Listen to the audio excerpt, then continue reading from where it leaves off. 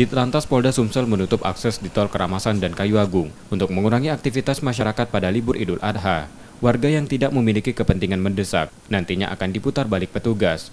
Warga yang berpergian dengan kepentingan mendesak diwajibkan membawa surat keterangan dari instansi atau RT setempat, sertifikat vaksinasi, dan surat bebas COVID-19.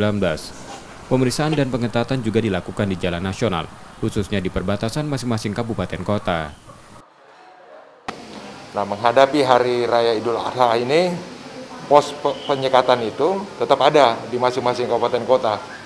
Kita himbau untuk tidak terjadinya ada pergerakan pelaku perjalanan dari kabupaten maupun provinsi, ya, termasuk juga pintu tol OKI maupun yang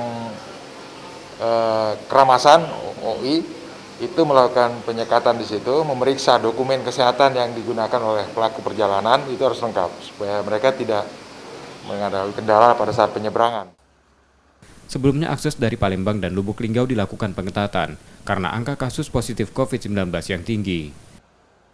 Reski Oktora, Muklas Diferensial, Kompas TV, Palembang, Sumatera Selatan.